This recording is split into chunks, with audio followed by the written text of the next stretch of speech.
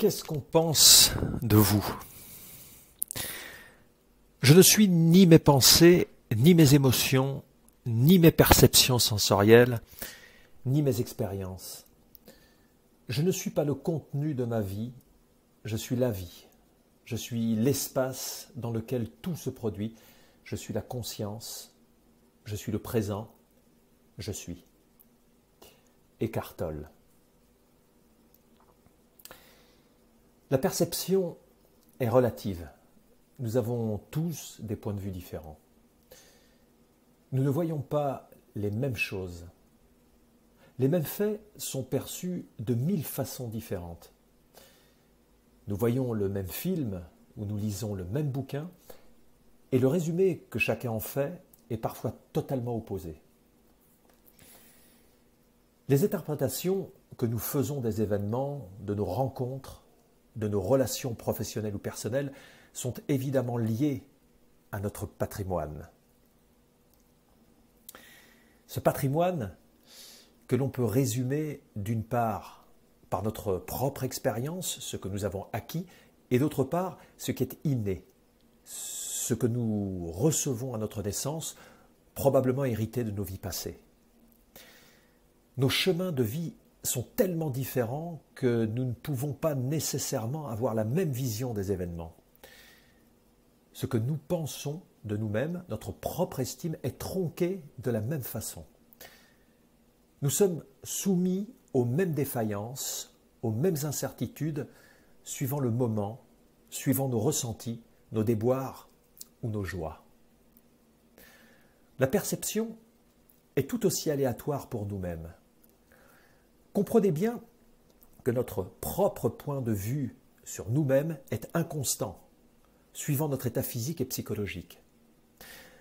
Notre discernement pour la même chose dans la même journée n'aura pas la même teneur. Nous pourrions affirmer qu'étant donné la multiplicité des points de vue, il ne peut y avoir de véracité, vraie, de véritable vérité, une seule vérité. Chacun possède donc sa ou ses propres vérités, et elles sont rarement les mêmes. Le jugement, l'infâme jugement, cette déviance ancrée de la pensée, cet affreux outil de l'esprit est donc soumis à la même loi, où l'irrationalité fait acte.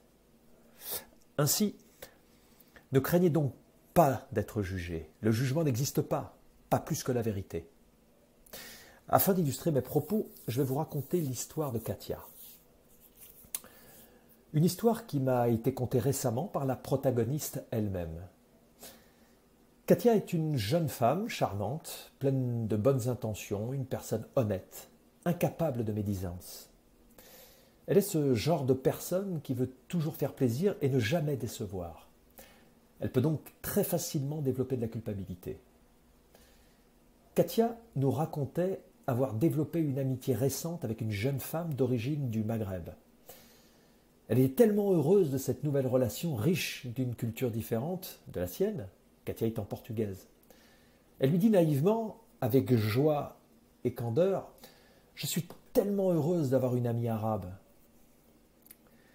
De retour chez elle, son esprit commença à la harceler au sujet de la façon dont elle avait exprimé ses émotions à cette nouvelle amie. Avait-elle employé les mots justes? Avait-elle été trahie par son manque de vocabulaire nuancé? Malgré un français excellent, aurait-il fallu employer d'autres mots pour décrire parfaitement le sentiment qu'animait cette relation naissante? Était-ce vraiment arabe, le mot qu'il aurait fallu employer à cette occasion? Pendant près d'une semaine, le temps qu'elle puisse revoir cette amie, Katia s'est torturé l'esprit en extrapolant.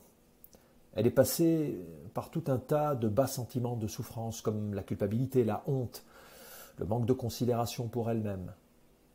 Lorsqu'elle revit son amie, elle commença la conversation en s'excusant de la façon dont elle s'était exprimée et lui dit à quel point elle était désolée d'avoir parlé de la sorte. Vous avez compris rapidement que celle-ci, de toute évidence, ne comprenait pas un mot de son discours. Elle n'avait sincèrement pas perçu la moindre offense. Cette courte histoire est l'application directe que chaque situation est les terreaux d'hypothèses sans véritable fondement.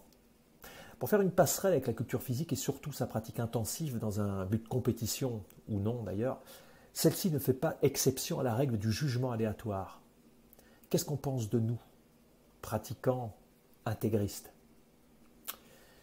Notre discipline est particulièrement exposée, pas toujours bien comprise, et l'image renvoyée est quelquefois assez peu flatteuse.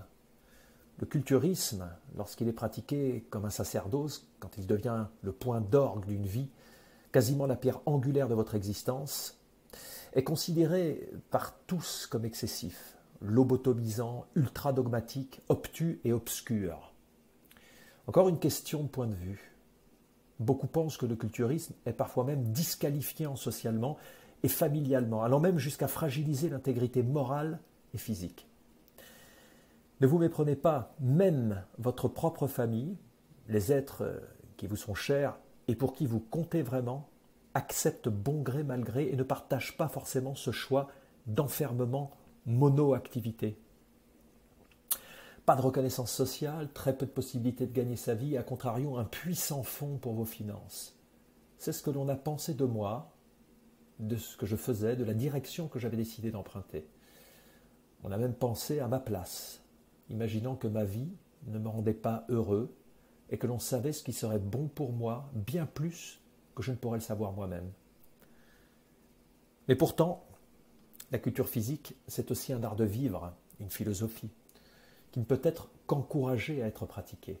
Elle m'a donné la santé, des forces vitales, un métier, une écoute, une forme de reconnaissance. Cette discipline m'a donné le sens de la rigueur, du travail, une volonté d'apprendre, de recevoir des enseignements et de les transmettre à mon tour. J'ai compris à quel point le lien entre le physique et l'esprit était d'une cohérence absolue. J'estime que pour toutes ces raisons majeures, la culture physique est une bénédiction. Mais alors, qui a raison et qui a tort? Ce que je dis, ce que je pense, ce que je fais, est-ce bien ou mal? En conclusion, je dirais qu'il faut avant tout vous écouter et ne pas tenir compte des avis des uns et des autres qui ne sont que leurs avis influencés par leur propre existence. Demandez-vous surtout si vous vous sentez bien avec ce que vous faites, mais également si vos intentions sont bonnes. Vous accepterez ainsi plus facilement ce que l'on pense de vous et finalement, vous vous rendrez compte que ce n'est pas si important. Ce que je vous explique vous semble logique? Prenez le temps de réfléchir avant d'agir.